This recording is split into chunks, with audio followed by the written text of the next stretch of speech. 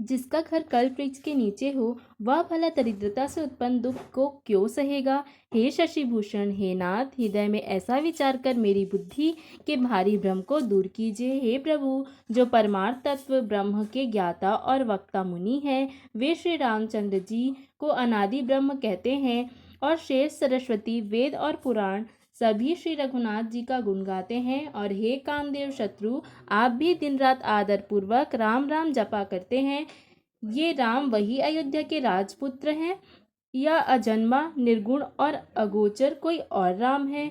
यदि वे राजपुत्र हैं तो ब्रह्म कैसे, और यदि ब्रह्म हैं तो स्त्री के विरह में उनकी मति बावली कैसे हो गई। इधर उनके ऐसे चरित्र देखकर और उधर उनकी महिमा सुनकर मेरी बुद्धि अत्यंत चकरा रही है। यदि इच्छा रहित व्यापक समर्थ ब्रह्म कोई और है तो हे नाथ, मुझे उसे समझाकर कहिए। मुझे नादान समझकर मन में क्रोध न लाइए। जिस तरह मेरा मोह दूर हो वही कीजिए। मैंने पिछले जन्म में वन में श्री रामचंद्र जी की प्रभुता देखी थी, परंतु अत्यंत भयभीत होने के कारण मैंने वह बात आपको सुनाई नहीं। तो भी मेरे मलिन मन को बोध न हुआ, उसका फल भी मैंने अच्छी तरह पा लिया। अब मेरे मन में कुछ संदेह है, आप कृपा कीजिए। मैं हाथ जोड़कर विनती करती हूँ, हे प्रभु, आपने इस समय मुझे बहुत तरह से समझाया था, फिर भी मेरा संदेह नहीं गया।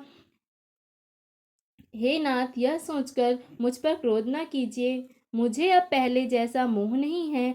अब तो मेरे मन में राम कथा सुनने की रुचि है। हे शेषनाग को अलंकार रूप में धारण करने वाले देवताओं के नाथ, आप श्री रामचंद्र जी के गुणों की पवित्र कथा कहिए। मैं पृथ्वी पर सिर टेक कर आपके चरणों की वंदना करती हूँ और हाथ जोड़कर प्रार्थना करती हूँ।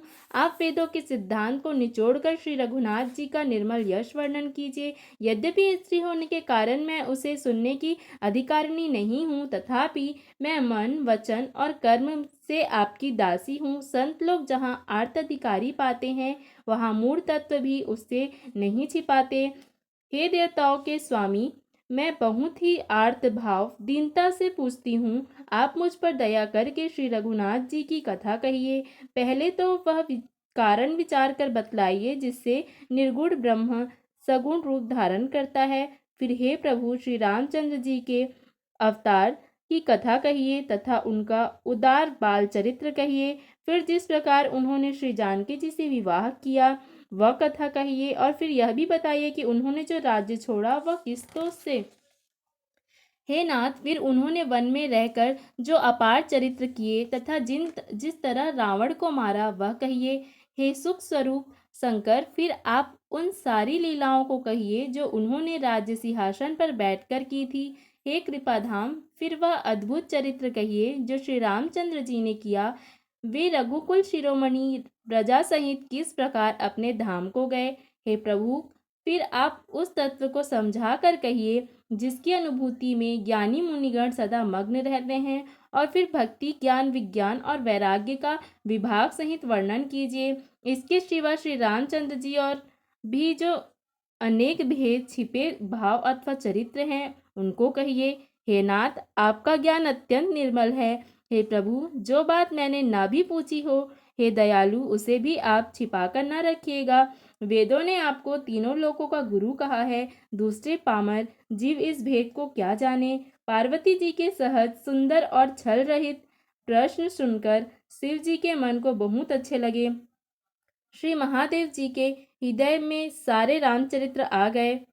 प्रेम के मारे उनका शरीर पुलकित हो गया और नेत्रों में जल भर आया। श्री रघुनाथ जी का रूप उनके हृदय में आ गया, जिससे स्वयं परमानंद स्वरूप शिव जी ने भी अपार सुख पाया। शिव जी 2 घड़ी तक ध्यान के रस आनंद में डूबे रहे। फिर उन्होंने मन को बाहर खींचा और तब भी प्रसन्न होकर श्री रघुनाथ जी का चरित्र वर्णन करने लगे, जिसके बिना जाने झूठ भी सत्य मालूम होता है। जैसे बिना पहचाने रस्सी में सांप का भ्रम हो जाता है, और जिसके जान लेने पर जगत का उसी तरह लोप हो जाता है जैसे जागने पर स्वप्न का भ्रम जाता रहता है। मैं उन्हीं श्री रामचंद्र जी के बाल रूप की वंदना करता हूँ जिनका नाम जपने से सब सिद्धियां सहज ही प्राप्त हो जाती हैं। मंगल के धाम अमंगल के हरने वाले और श्री दशरथ जी के आंगन में खेलने वाले वे बाल रूप श्री रामचंद्र जी मुझ पर कृपा करें। त्रिपुरासुर का वध करने वाले शिव जी श्री रामचंद्र जी को प्रणाम करके आनंद में भरकर अमृत के समान वाणी बोले, हे गिरिजा कुमारी पार्वती, तुम धन्य हो, धन्य हो। तुम्हारे समान कोई उपकारी नहीं है। जो तुमने श्री रघुनाथ जी की कथा का प्रसंग पूछा है, जो कथा समस्त लोगों के लिए जगत को पवित्र करने वाली गंगा जी के समान है, तुमने जगत के कल्याण के लिए ही प्रश्न पूछा है। तुम श्री रघुनाथ जी के चरणों में प्रेम रखने वाली हो। हे पार्वती, मेरे विचार में तो श्री राम जी कृपा से तुम्हारे वन में स्वप्न में भी शोक, मोह, संदेह और भ्रम कुछ भी नहीं है। फिर भी तुमने इसलिए वही पुरानी शंका की है कि इस प्रसंग के कहने सुनने से सबका कल्याण होगा। जिन्होंने अपने कानों से भगवान श्री की कथा नहीं सुनी, उनके कानों के छिद्र सांप के बिल के समान हैं। जिन्होंने अपने नेत्रों से संतों के दर्शन नहीं किए, उनके वे नेत्र मोर के पंखों पर दिखने वाली नकली आंखों की गिनती में हैं। वे सिर कड़वी तुम्बी के समान हैं, जो श्री हरि और गुरु के चरण तल पर नहीं झुकते। जिन्होंने भगवान की भक्ति को अपने हृदय में स्थान नहीं दिया, वे प्राणी जीते हुए ही मुर्दे के समान है। जो लोग श्री रामचंद्र जी के गुणों का गान नहीं करती, वह मेढक की जीभ के समान है।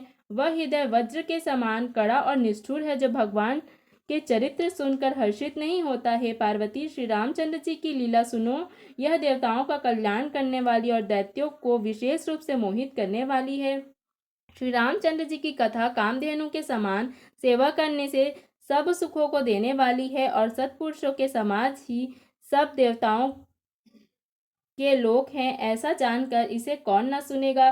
श्री रामचंद्र जी की कथा हाथ की सुंदर ताली है, जो संदेह रूपी पक्षियों को उड़ा देती है। फिर राम कथा कलयुग रूपी वृक्ष को काटने के लिए कुल्हाड़ी है। हे गिरिजा कुमारी, तुम इसे आदर पूर्वक सुनो। वेदों ने श्री रामचंद्र जी के सुंदर नाम, गुण, चरित्र, जन्म और कर्म सभी अनगिनत कहे हैं। जिस प्रकार भगवान श्री रामचंद्र जी अनंत है, उसी तरह उनकी कथा, कीर्ति और गुण भी अनंत है। तो भी तुम्हारी अत्यंत प्रीति देखकर जैसा कुछ मैंने सुना है और जैसी मेरी बुद्धि है, उसी के अनुसार मैं कहूँगा। हे पार्वती, तुम्हारा प्रश्न स्वाभाविक ही सुंदर, सुखदायक और संत सम्मत है और मुझे तो बहुत ही अच्छा लगा है। परंतु हे पार्वती, एक बात मुझे अच्छी नहीं लगी, यद्यपि वह तुमने मोह के वश में होकर ही कही है।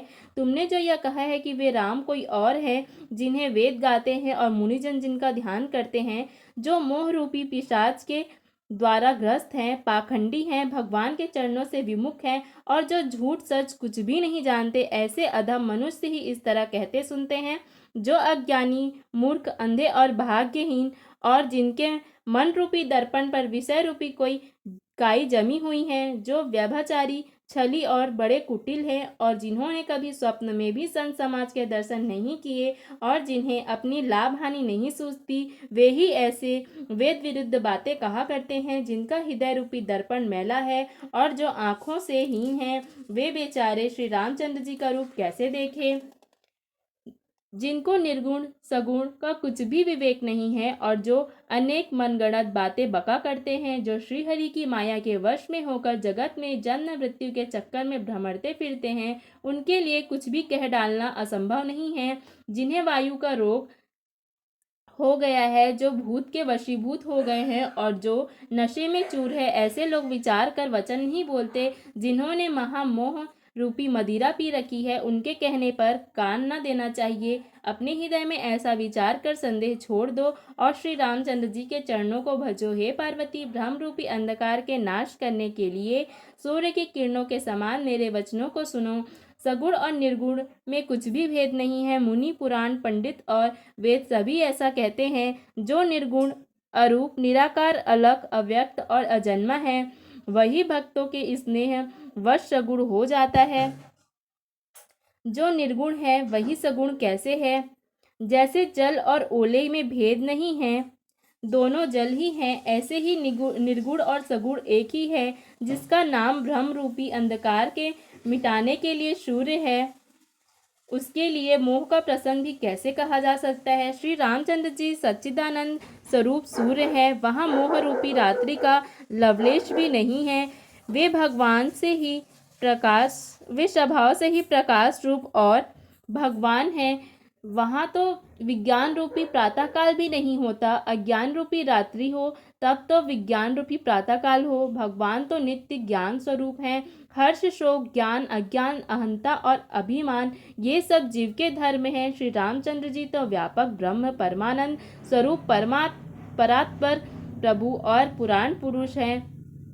इस बात को सारा जगत जानता है। जो पुराण पुरुष प्रसिद्ध है, प्रकाश के भंडार है, सब रूपों में प्रकट हैं, जीव, माया और जगत सबके स्वामी हैं, वे ही रघुकुल मणि श्री रामचंद्र जी मेरे स्वामी हैं। ऐसा कहकर शिव जी ने उनको मस्तक झुकाया। अज्ञानी मनुष्य अपने भ्रम को तो समझते नहीं और वे मूर्ख प्रभु श्री रामचंद्र जी पर उसका आरोप करते हैं। जैसे आकाश में बादलों का पर्दा देखकर कुविचारी अज्ञानी लोग कहते हैं कि बादलों ने सूर्य को ढक लिया।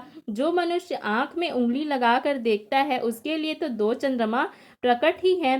हे पार्वती, श्री रामचंद्र जी के विषय में इस प्रकार मोह की कल्पना करना वैसा ही है जैसा आकाश में अंधकार, धुएं और धूल का सोहना, अर्थात आकाश जैसे निर्मल और निर्लेप है, उसको कोई मिलन या स्पर्श नहीं कर सकता। उसी प्रकार भगवान श्री रामचंद्र जी नित्य निर्मल और निर्लेप हैं। विषय, इंद्रियां, इंद्रियों के देवता और जीवात्मा ये सब एक ही सहायता से एक चेतन होते हैं। अर्थात विषयों का प्रकाश इंद्रियों से, इंद्रियों का इंद्रियों के देवता से है, इंद्रिय देवता का चेतन जीवात्मा से प्रकाशित होता है। इन सब का जो परम प्रकाशक है, अर्थात जिससे इन सब का प्रकाश होता है, वही अनादि ब्रह्म अयोध्या नरेश श्री रामचंद्र जी हैं।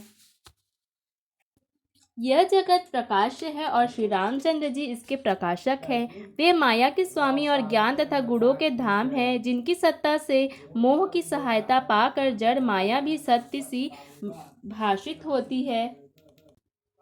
जैसे सीप में चांदी की और सूर्य की किरणों में पानी की बिना हुए भी प्रतीति होती है। यद्यपि यह प्रतीति तीनों कालों में झूठ है, तथापि इस भ्रम को कोई हटा नहीं सकता। इसी तरह यह संसार भगवान के आश्रित रहता है। यद्यपि यह असत्य है तो भी दुख तो देता ही है। जिस तरह स्वप्न में कोई सिर काट ले तो बिना जागे वह दुख दूर नहीं होता है। पार्वती, जिनकी कृपा से इस प्रकार का भ्रम मिट जाता है, वही कृपालु श्री रघुनाथ जी हैं, जिनका आदि और अंत किसी ने नहीं जाना।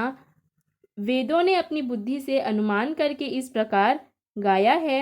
वह ब्रह्म बिना ही पैर के चलता है, बिना ही कान के सुनता है, बिना ही हाथ के अनेक प्रकार के काम करता है, बिना मुंह जिह्वा के ही सारे छहों रसों का आनंद लेता है और बिना ही वाणी के बहुत योग्य वक्ता है। बिनु पदु चलै सुनी बिनु काना, कर बिनु करम करई विधि नाना। आनन रहित सकल रस भोगी, बिनु बानी बकता बड़ जोगी। वह बिना ही शरीर त्वचा के स्पर्श करता है, बिना ही आंखों के देखता है और बिना ही नाक के सब गंधों को ग्रहण करता है। उस ब्रह्म की करनी सभी प्रकार से ऐसी अलौकिक है कि जिसकी महिमा कहीं नहीं जा सकती, जिसका वेद और पंडित इस प्रकार वर्णन करते हैं कि मुनि जिसका ध्यान करते हैं वही दशरथ नंदन भक्तों के हितकारी अयोध्या के स्वामी भगवान श्री राम जी हैं। हे पार्वती, जिनके नाम के बल से काशी में मरते हुए प्राणी को देखकर मैं उसे राम मंत्र देकर शोक रहित कर देता हूँ, वही मेरे प्रभु रघु श्रेष्ठ श्री रामचंद्र जी जड़ चेतन के स्वामी और सबके हृदय के भीतर की जानने वाले हैं। विवश होकर बिना इच्छा के भी जिनका नाम लेने से मनुष्यों के अनेक जन्मों में किए हुए पाप जल जाते हैं, फिर जो मनुष्य आदर पूर्वक उनका स्मरण करते हैं, वे तो संसार रूपी दूरस्थ समुद्र को गाय के खुर से बने हुए गड्ढे के समान अर्थात बिना किसी परिश्रम के पार कर जाते हैं। हे पार्वती, वही परमात्मा श्री रामचंद्र जी, उनमें भ्रम देखने में आता है। तुम्हारा ऐसा कहना अत्यंत ही अनुचित है। इस प्रकार का संदेह मन में लाते ही मनुष्य के ज्ञान, वैराग्य आदि सारे सद्गुण नष्ट हो जाते हैं। शिव जी के भ्रमनाशक वचनों को सुनकर पार्वती जी के सब कुतर्कों की रचना मिट गई। श्री रामचंद्र जी के चरणों में उनका प्रेम और विश्वास हो गया और कठिन असंभावना अर्थात जिसका होना संभव नहीं ऐसी मिथ्या कल्पना जाती रही। बार बार स्वामी के चरण कमलों को पकड़कर अपने कमल के समान कोमल दोनों हाथों को जोड़कर पार्वती जी जैसे प्रेम रस में सान कर सुंदर वचन बोली। आपकी चंद्रमा की किरणों के समान शीतल वाणी सुनकर मेरा अज्ञान रूपी शरद ऋतु की धूप का असाह ताप मिट गया। हे कृपालु, आपने मेरा सब संदेह हर लिया। अब श्री रामचंद्र जी का यथार्थ स्वरूप मेरी समझ में आ गया। हे नाथ, आपकी कृपा से अब मेरा विषाद जाता रहा और आपके चरणों के अनुग्रह से मैं सुखी हो गई। यद्यपि मैं स्त्री होने के कारण स्वभाव में ही मूर्ख और ज्ञानहीन हूँ, तो भी अब आप मुझे अपनी दासी जानकर, हे प्रभु, यदि आप मुझ पर प्रसन्न हैं तो जो बात मैंने पहले आपसे पूछी थी वही कहिए। यह सत्य है कि श्री रामचंद्र जी ब्रह्म हैं, चिन्मय हैं, ज्ञान स्वरूप हैं, अविनाशी हैं, सबसे रहित और सबके हृदय रूपी नगरी में निवास करने वाले हैं। फिर हे नाथ, उन्होंने मनुष्य का शरीर किस कारण से धारण किया?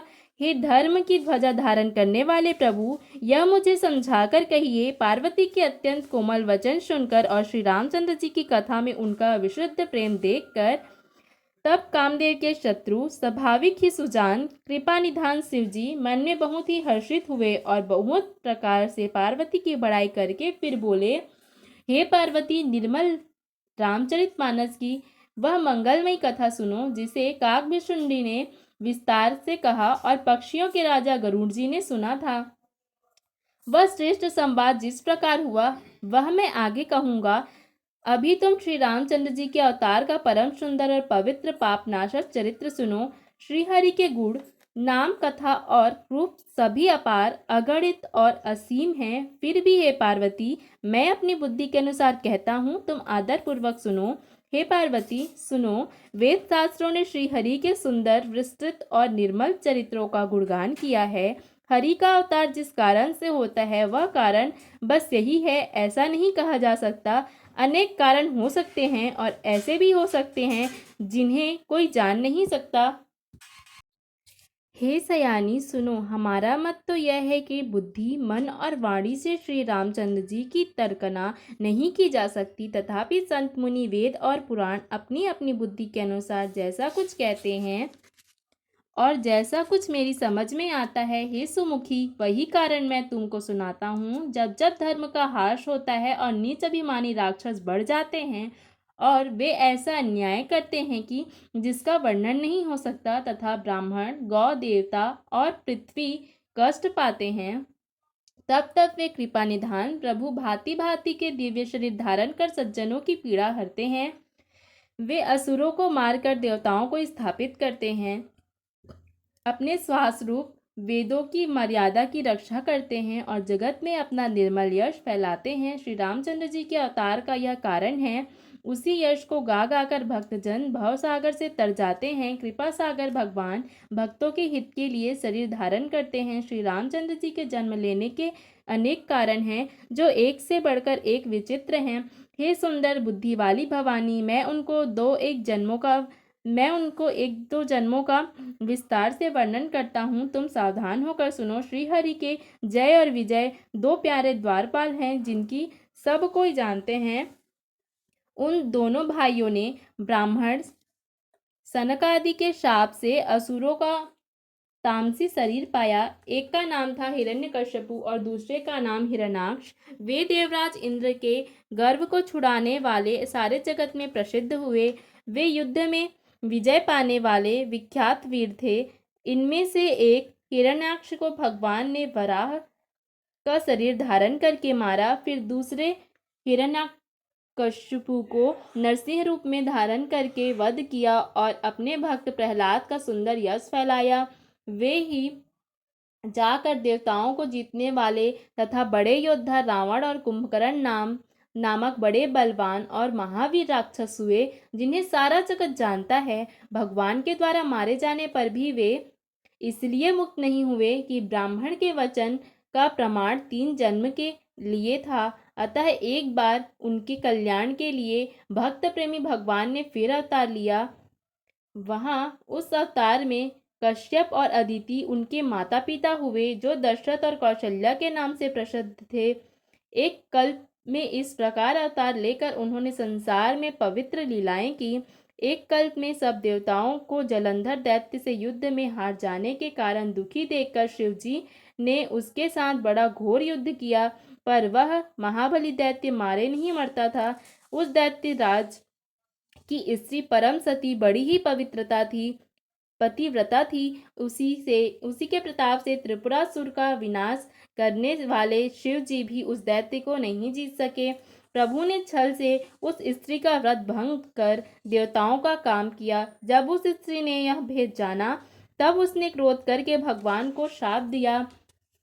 लीलाओं के भंडार कृपालु हरि ने उस स्त्री के शाप को स्वीकार किया। वही जलंधर उस कल्प में रावण हुआ, जिसे श्री रामचंद्र जी ने युद्ध में मारकर परम पद दिया। एक जन्म का कारण यह था जिससे श्री रामचंद्र जी ने मनुष्य देह धारण किया। हे भारद्वाज मुनि, सुनो। प्रभु के प्रत्येक अवतार की कथा का कवियों ने नाना प्रकार से वर्णन किया है। एक बार नारद जी ने शाप दिया, अतः एक कल्प में उसके लिए अवतार हुआ। यह बात सुनकर पार्वती जी बड़ी चकित हुई और बोली कि नारद जी तो विष्णु भक्त और ज्ञानी हैं। मुनि ने भगवान को शाप किस कारण से दिया? लक्ष्मीपति भगवान ने उनका क्या अपराध किया था? हे पुरारी शंकर जी, यह कथा मुझसे कहिए। मुनि नारद जी के मन में मोह होना बड़े आश्चर्य की बात है। तब महादेव जी ने हंसकर कहा, ना कोई ज्ञानी है ना मूर्ख। श्री रघुनाथ जी जब जिसको जैसा करते हैं वह उसी क्षण वैसा हो जाता है। याज्ञवल्क्य जी कहते हैं, हे भारद्वाज, मैं श्री रामचंद्र जी के गुणों की कथा कहता हूँ, तुम आदर से सुनो। तुलसीदास जी कहते हैं, मान और मद को छोड़कर आवागमन नाश करने वाले रघुनाथ जी को भजो। हिमालय पर्वत में एक बड़ी पवित्र गुफा थी। उसके समीप ही सुंदर गंगा जी बहती थी। वह परम पवित्र सुंदर आश्रम देखने पर नारद जी के मन को बहुत ही सुहावना लगा। पर्वत, नदी और वन के सुंदर विभागों को देखकर नारद जी का लक्ष्मीकांत भगवान के चरणों में प्रेम हो गया। भगवान का स्मरण करते ही उनके शाप की, अर्थात जो शाप उन्होंने दक्ष प्रजापति ने दिया था और जिसके कारण वे एक स्थान पर नहीं ठहर सकते थे, गति रुक गई और मन के स्वाभाविक ही निर्मल होने से उनकी समाधि लग गई। नारद मुनि की यह तपोमयी स्थिति देखकर देवराज इंद्र डर गए। उसने कामदेव को बुलाकर उसका आदर सत्कार किया और कहा कि मेरे हित के लिए तुम अपने सहायकों सहित नारद की समाधि भंग करने को जाओ। यह सुनकर मीन ध्वज कामदेव मन में प्रसन्न होकर चला। इंद्र के मन में यह डर हुआ कि देवऋषि नारद मेरी पुरी का निवास चाहते हैं। जगत में जो कामी और लोभी होते हैं वे कुटिल कौवे की तरह सबसे डरते हैं। जैसे मूर्ख कुत्ता सिंह को देखकर सूखी हड्डी लेकर भागते हैं और वह मूर्ख यह समझ के कि कहीं उस हड्डी को सिंह न छीन ले, वैसे ही इंद्र को नारद जी मेरा राज्य छीन लेंगे ऐसा सोचते लाज नहीं आई। जब कामदेव उस आश्रम में गए तब उसने अपनी माया से वहां वसंत ऋतु को उत्पन्न किया। तरह तरह के वृक्षों पर रंग बिरंगे फूल खिल गए, उन पर कोयले कूकने लगी और भौरे गुंजार करने लगे। कामाग्नि को भड़काने वाली 3 प्रकार की सुहावनी हवा चलने लगी। रंभा आदि 9 युवतियां देवांगनाएं, जो सब की सब काम कला में निपुण थी, वे बहुत प्रकार की तानों की तरंग के साथ गाने गाने लगी और हाथ में गेंद लेकर विभिन्न प्रकार के खेल खेलने लगी। कामदेव अपने इन सहायकों को देखकर बहुत प्रसन्न हुए और फिर उसने नाना प्रकार के माया जाल किए, परंतु कामदेव की कोई भी कला मुनि पर असर न कर सकी। तब तो पापी कामदेव अपने ही नाश के भय से डर गया। लक्ष्मीपति भगवान जिसके बड़े रक्षक हो, भला उसकी सीमा को कोई दबा सकता है। तब अपने सहायकों समेत कामदेव ने बहुत डर कर और अपने मन में हार मानकर बहुत ही आर्त वचन कहते हुए मुनि के चरणों में चरणों को जा पकड़ा। नारद जी के मन में कुछ भी क्रोध न आया। उन्होंने प्रिय वचन कहकर कामदेव को समाधान किया। तब मुनि के चरणों में सिर झुकाकर और उनका आज्ञा का पालन कामदेव अपने सहायकों सहित लौट गए। देवराज इंद्र की सभा में जाकर उसने मुनि की सुशीलता और अपनी करतूत सब कही, जिसे सुनकर सबके मन में आश्चर्य हुआ और उन्होंने मुनि की बड़ाई करके श्रीहरि को सिर झुकाया। तब नारद जी शिव जी के पास गए। उनके मन में इस बात का अहंकार हो गया कि हमने कामदेव को जीत लिया।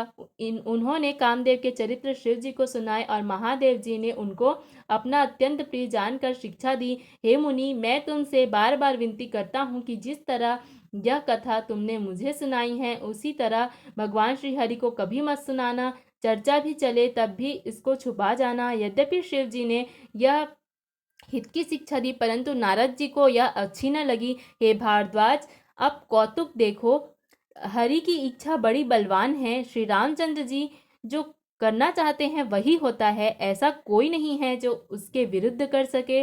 श्री शिव जी के वचन नारद जी के मन को अच्छे न लगे। तब वे वहां से ब्रह्मलोक को चल दिए। एक बार गान विद्या में निपुण मुनिनाथ नारद जी हाथ में सुंदर वीणा लिए हरि गान करते हुए क्षीर सागर पर गए। वहां वेदों को मस्तक स्वरूप लक्ष्मी निवास भगवान नारायण रहते हैं। रमा निवास भगवान उठकर बड़े आनंद से उनसे मिले और ऋषि नारद जी के साथ आसन पर बैठ गए। चराचर के स्वामी भगवान हंसकर बोले, हे मुनि, आज आपने बहुत दिनों बाद दया की।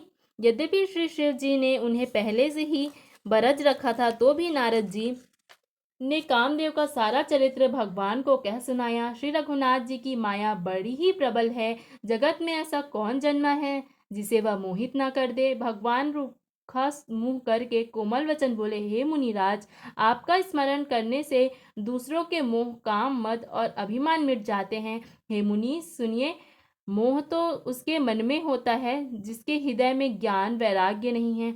आप तो ब्रह्मचर्य व्रत के तत्पर और बड़े धीर बुद्धि हैं। भला कहीं आपको भी कामदेव सता सकते हैं? नारद जी ने अभिमान के साथ कहा, भगवान, यह सब आपकी कृपा है। करुणा निधान भगवान ने मन में विचार कर देखा कि इसके मन में गर्व के भारी वृक्ष का अंकुर पैदा हो गया है। मैं उसे तुरंत ही उखाड़ फेंकूंगा, क्योंकि सेवकों का हित करना हमारा प्रण है। मैं अवश्य ही यह वह उपाय करूंगा जिससे मुनि का कल्याण और मेरा खेल हो। तब नारद जी भगवान के चरणों में सिर झुकाकर चले। उनके हृदय में अभिमान और भी बढ़ गया। तब लक्ष्मीपति भगवान ने अपनी माया को प्रेरित किया। अब उसकी कठिन करनी सुनो। उसने हरि माया रास्ते में 100 योजन का एक नगर रचा। उस नगर को भांति भांति की रचनाएं लक्ष्मी निवास भगवान विष्णु के नगर बैकुंठ से भी अधिक सुंदर थी। उस नगर में ऐसे सुंदर नर नारी बसते थे जैसे बहुत से कामदेव और उनकी स्त्री रति ही मनुष्य शरीर धारण किए हुए हो। उस नगर में शील निधि नाम का राजा रहता था, जिसके यहाँ असंख्य घोड़े, हाथी और सेना के समूह थे। उसका वैभव और विलास 100 इंद्रों के समान था। वह रूप, तेज, बल और नीति का घर था। उसके विश्व मोहिनी नाम की एक ऐसी रूपवती कन्या थी जिसके रूप को देखकर लक्ष्मी जी भी मोहित हो जाएं। वह सब गुणों की खान भगवान की माया ही थी। उसकी शोभा का वर्णन कैसे किया जा सकता है। वह राजकुमारी स्वयंवर करना चाहती थी। इससे वहां अगणित राजा आए हुए थे। खिलवाड़ी मुनि नारद जी उस नगर में गए और नगरवासियों से उन्होंने सब हाल पूछा। सब समाचार सुनकर वे राजा के महल में आए। राजा ने पूजा करके मुनि को आसन पर बैठाया। फिर राजा ने राजकुमारी को लाकर नारद जी को दिखाया और पूछा कि हे नाथ, आप अपने हृदय में विचार कर इसके सब गुण दोष कहिए। इस उसके रूप को देखकर मुनि वैराग्य भूल गए और बड़ी देर तक उसकी ओर देखते ही रह गए।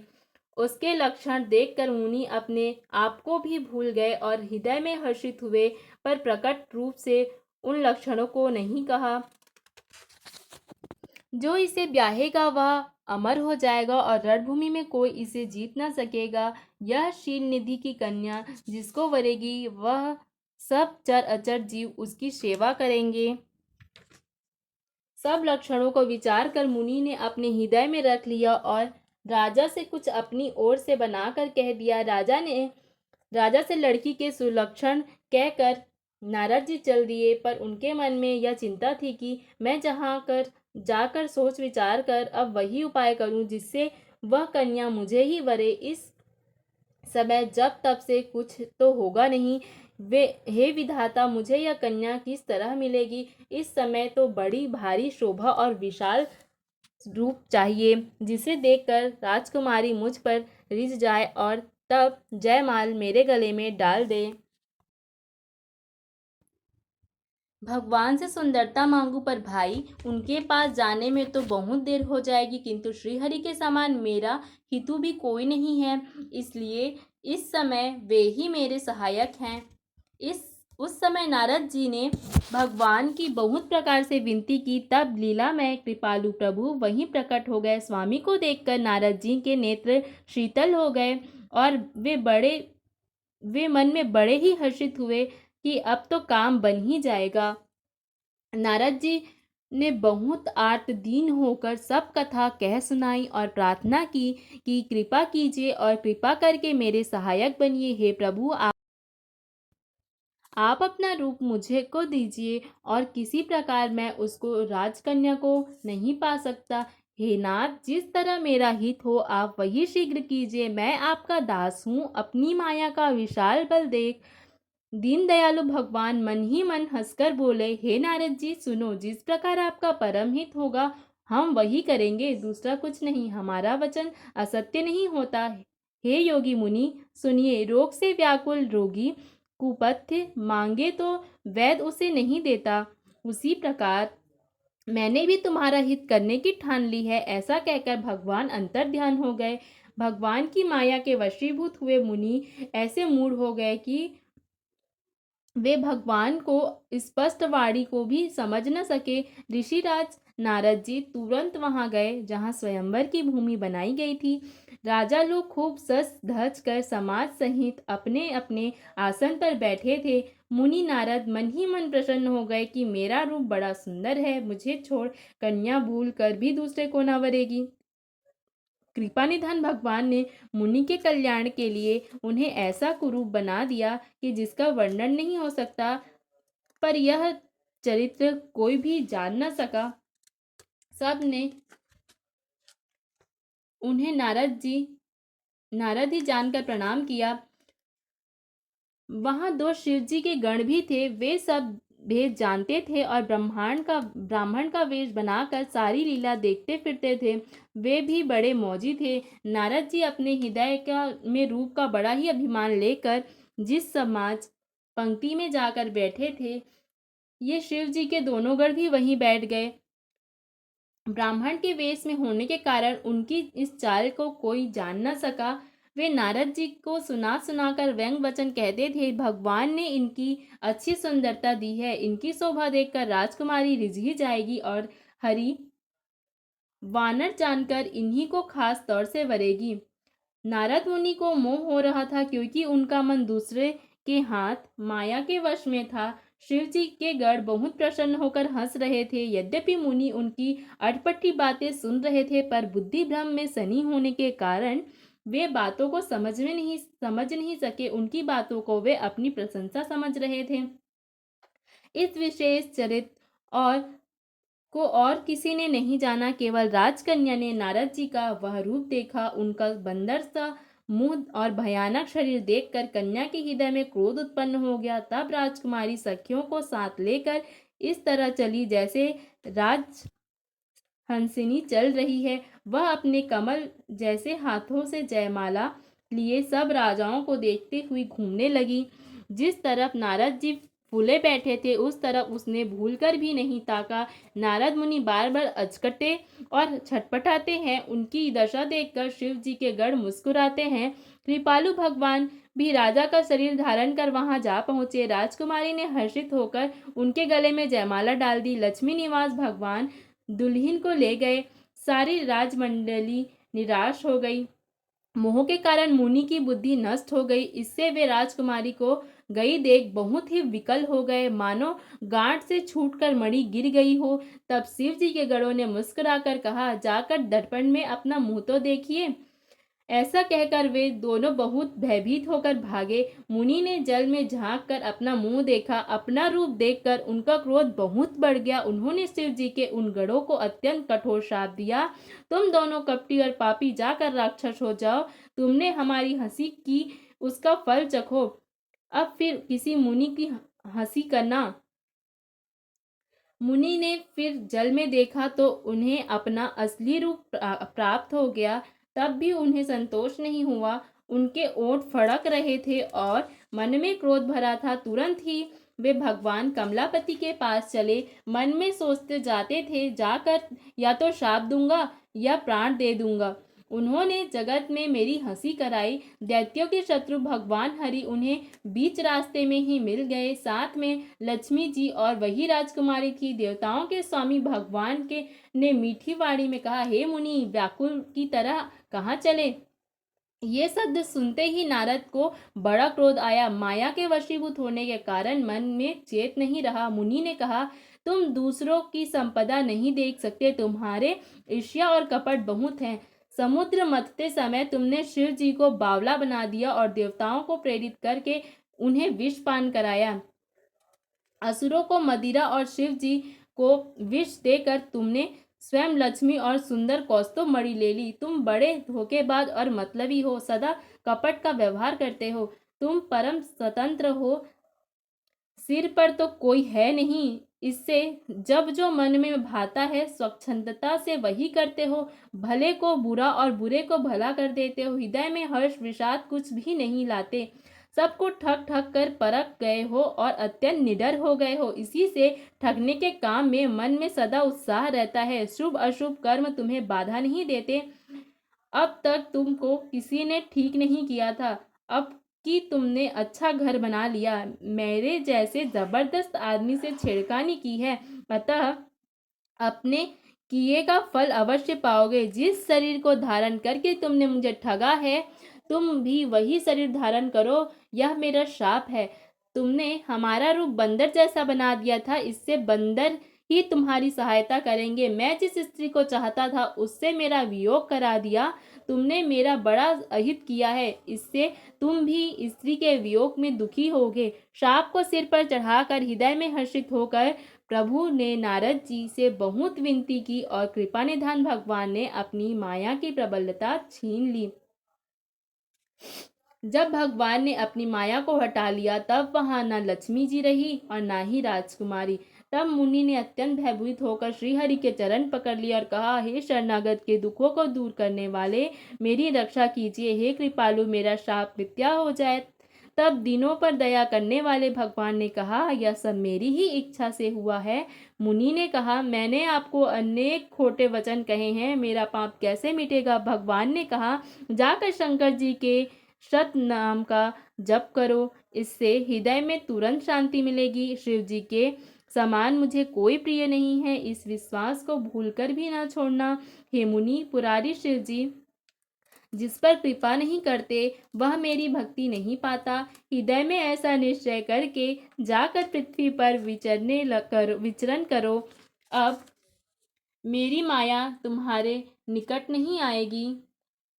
बहुत प्रकार से मुनि को समझा बुझाकर तब प्रभु अंतर ध्यान हो गए और नारद जी श्री रामचंद्र जी के गुणों का गान करते हुए सत्यलोक को चले। शिव जी के गणों ने जब मुनि को मोह रहित और मन में बहुत प्रसन्न होकर मार्ग में जाते हुए देखा, तब वे अत्यंत भयभीत होकर नारद जी के पास आए और उनके चरण पकड़कर दीन वचन बोले, हे मुनिराज, हम ब्राह्मण नहीं हैं, शिव जी के गण हैं। हमने बड़ा अपराध किया जिसका फल हमने पा लिया। हे कृपालु, अब शाप दूर करने की कृपा कीजिए। दीनों पर दया करने वाले नारद जी ने कहा, तुम दोनों जाकर राक्षस हो, तुम्हें महान ऐश्वर्य, तेज और बल की प्राप्ति हो। तुम अपनी भुजाओं के बल से जब सारे विश्व को जीत लोगे तब भगवान विष्णु मनुष्य का शरीर धारण कर लेंगे युद्ध में श्री हरि के हाथ में तुम्हारी मृत्यु होगी, जिससे तुम मुक्त हो जाओगे और फिर संसार में जन्म नहीं लोगे। वे दोनों मुनि के चरणों में सिर झुकाकर चले और समय आकर राक्षस हुए। देवताओं को प्रसन्न करने वाले, सज्जनों को सुख देने वाले और पृथ्वी का भार हरण करने वाले भगवान ने एक कल्प में इसी कारण मनुष्य का अवतार लिया था। इस प्रकार भगवान ने के अनेक सुंदर, सुखदायक और अलौकिक जन्म और कर्म हैं। प्रत्येक कल्प में जब जब भगवान अवतार लेते हैं, तब तब विभिन्न प्रकार की सुंदर लीलाएं करते हैं। तब तब मुनीश्वरों ने परम पवित्र काव्य रचना करके उनकी कथाओं का गान किया है और भांति भांति के अनुपम प्रसंगों का वर्णन किया है, जिनको सुनकर समझदार विवेकी लोग आश्चर्य नहीं करते।